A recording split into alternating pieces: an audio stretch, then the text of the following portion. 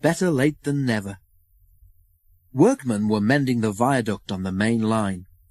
The arches needed strengthening, but the Fat Controller did not want to close the railway while the work was done, and so repairs took a long time.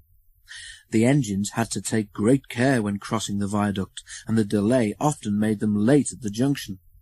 Thomas was cross. "Time's time," he grumbled. "Why should I keep my passengers waiting while Henry and James dawdle about all day on viaducts?"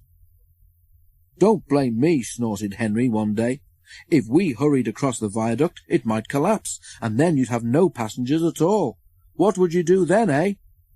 "Run my trains on time for one thing," retorted Thomas, and hurried away before Henry could answer.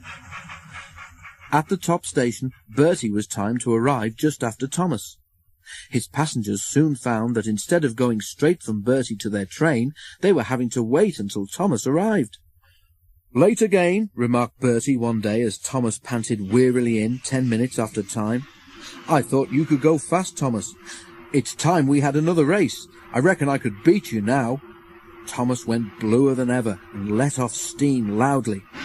"Rubbish," he hissed fiercely. "I'd still beat you any day. It's those mainline engines. They dither about on their viaduct and then blame the Fat Controller's workmen. It's just an excuse for laziness, if you ask me."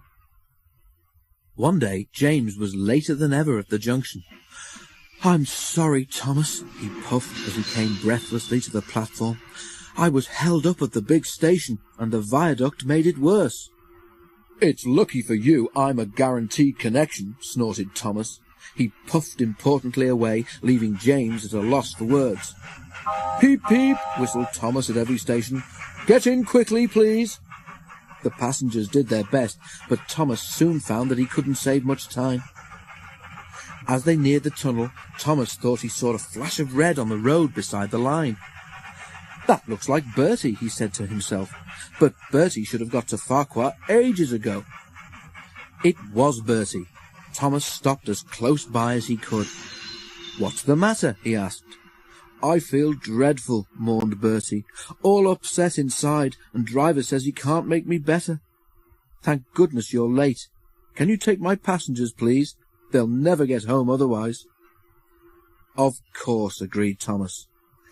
Thankfully, the passengers climbed into Annie and Clarabelle, and after promising Bertie that he would send for help from the next station, Thomas set off again.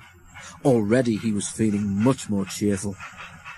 All the passengers reached home safely, and when Bertie was better, he came to thank Thomas. "I'm sorry I teased you about being late," he said. "That's all right," said Thomas. "I'm glad I could help. Perhaps being late isn't such a bad thing after all."